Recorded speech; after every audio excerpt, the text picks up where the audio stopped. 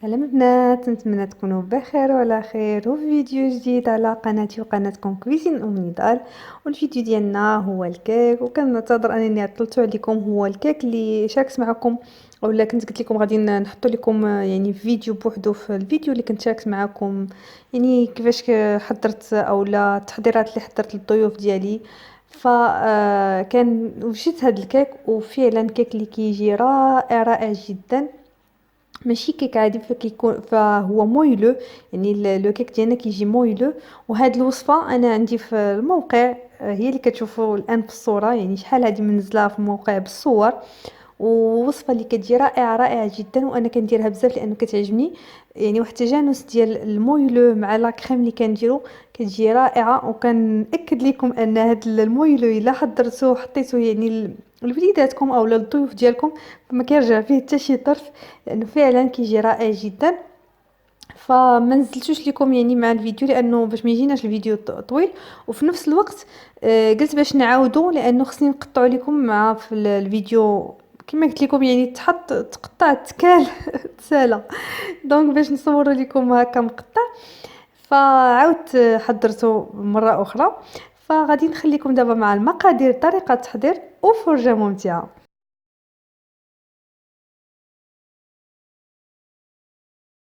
اذا على بركه الله فكنحتاج 3 ديال البيضات، كنحتاج 100 غرام ديال الشوكولا اسود نوع جيد. انا استعملت هنا يعني نسبه الكاكاو فيه 72%، يعني من الافضل تستعملوا هكذا كاكاو يكون نوع اولا شوكولا يكون نوع جيد. مع 60 غرام ديال الزبده. كنحتاج 80 غرام ديال السكر سنيده، وكنحتاج 80 غرام ديال الدقيق، وساشي ديال الخميره ديال الحلوى. وهنا الخميره كما كتشوفوا فخميره ايديال، فانا جبتها معايا من المغرب لانه فاش جيت كانت عندي في الدار وقلت نجيبها خصوصا في الايامات الاولى، يعني ما عرفتش فين غنلقاها وهذا. دونك جبت معايا يعني الخميره، سكر فانيلا، الاشياء اللي عندي في الدار.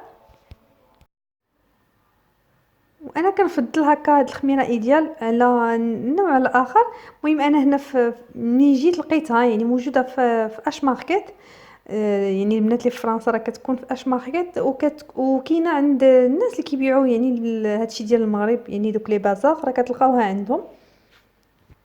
من اول شيء كندوب الشوكولا مع الزبده، يا اما في حمام مائي اولا في ميكرو اوند. وكناخذ البيض، فكنفرق البيض على صفر. ثم كنضرب بياض البيض مع شويه ديال الملح حتى كنطلعو، يعني كنحصل عليه بحال الثلج. كنحتفظ به على جنب.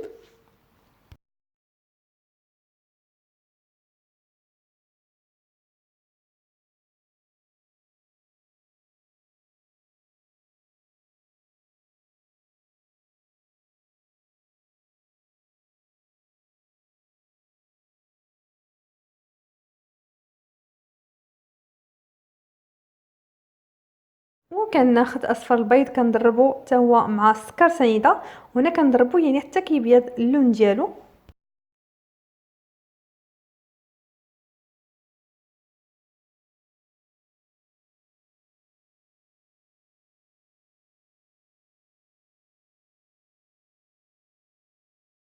ثم كنضيف الدقيق، كنضيف الخميره، وكنخلط مزيان.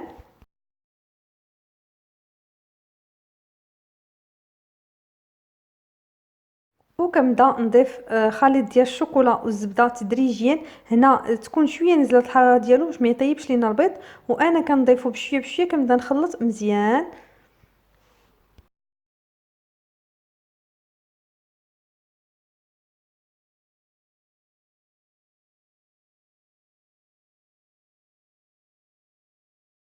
وهنا كنبدا نخلط بين خليط بياض البيض مع هذا الخليط اللي حضرت ديال اصفر البيض والمكونات الاخرى. كنخلط بشويه بشويه من التحت للفوق هكذا باش ما ينزلش لينا بياض البيض ويبقى محتفظ بالقوام ديالو. حتى كنحصلوا على خليط واحد.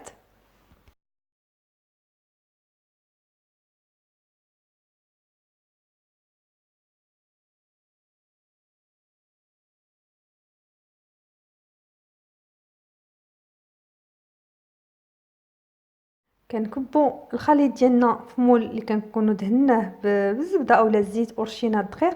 فهنا درتو في هذا المول اللي مثقوب في الوسط، والوصفه اللي عندي في الموقع فكما كتشوفوا الان في الصوره درتها في مود طويل، فكيبقى لكم الاختيار يعني كما بغيتوا تحضروها. ثم كندخلها الفرن، طبعا الفرن اللي سخنا على حراره 170 180 درجه، وكندخلوها يعني الطريقه باش كنطيبوا الكيك العاديه كنقلبوا هكا بعود يعني كنشوفوا واش طاب.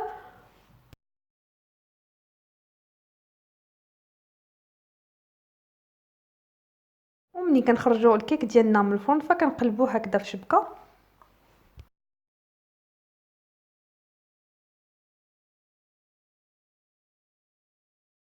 وكنخليه على جنب كيبرد. وهنا كنحضر لا كريم اللي غادي نديروها من الفوق. وهاد الكريمه صراحه كتمشي مع هاد لوغو ديال الشوكولا يعني كتجي رائعه جدا. فكناخذ ساشي ديال السكر فانيلا، كنضيف عليهم واحد 2 حتى 3 معالق ديال السكر كلاصي. هنا انا ما متوفرش عندي، يعني كنا يعني ممكن انكم تطحنوه. هنا عندي السكر سنيده اللي يعني دغيا غيذوب، يعني سنيده رقيقه فهي اللي استعملت. كنضيف واحد المعلقه كبيره ديال الحليب وكنخلط مزيان. هنا لان ما استعملتش السكر كلاصي فاستعملت السكر سنيده. كنحاول نحرك مزيان حتى كنحس يعني كنعرف سنيده ذابت. ثم كنضيف عليهم 100 غرام ديال جبن فيلادلفيا. فهذه هي الكريمه ديالنا كتجي رائعه جدا، واحد المذاق رائع وكيمشي مع هذا المويلو اللي حضرنا. فكنضيف 100 غرام ديال جبن فيلادلفيا وكنخلط مزيان يعني حتى كنحصل كما كتشوفوا. انا كنخلطو مزيان باش ما يبقاوش لينا دوك الحبيبات، وكنحصلوا على واحد لا كريم اللي كتكون ليس. وهذا يعني كيكون القوام ديالها. وهنا من بعد ما برد لينا لو كيك فكناخذ لا كريم وكنديرها من الفوق على هذا الشكل، يعني كنحطها بشكل عشوائي من الفوق.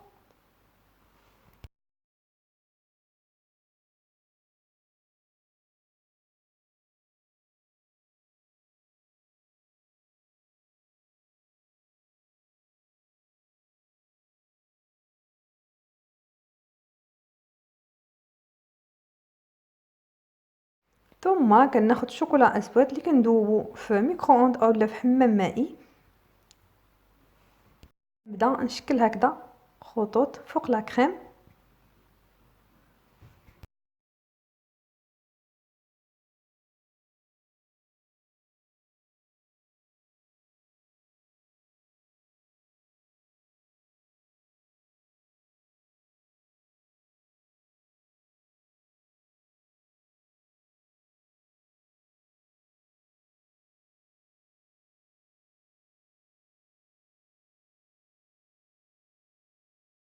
كناخذ عود بهذا الشكل وكنبدا ندور على يعني هاد الخطوط ديال الشوكولا فوق من لا كريم باش كيعطينا داك الشكل ديال يعني اللي كيكون فوق الملفوي. فطبعا التزيين كيبقى اختياري ليكم، فانا عطيتكم التزيين هكذا اللي درت وانتم زينوها كيف ما بغيتوا. ثم كنخليو يعني الشوكولا ديالنا كيجمد شويه اولا كيشد راسو، وكنقدموا لو كيك ديالنا ونخليكم مع الشكل النهائي ديال لو كيك ديالنا. اذا هذا الشكل النهائي ديال لو كيك ديالنا اولا المويلو بالشوكولا وكريمه الجبن اللي كيجي رائع جدا، وتيجي واحد التجانس ديال المذاقات بين الشوكولا والجبن اولا الكريمه ديال الجبن. فيعني وصفه كما تشوفوا سهله وكتجي رائعه ولذيذه. فلو كيك كيجي فتي بزاف يعني كيدوب في الفم مع لا كريم اللي درنا ليه. فيعني كما قلت لكم رائع جدا، نتمنى انكم تجربوه.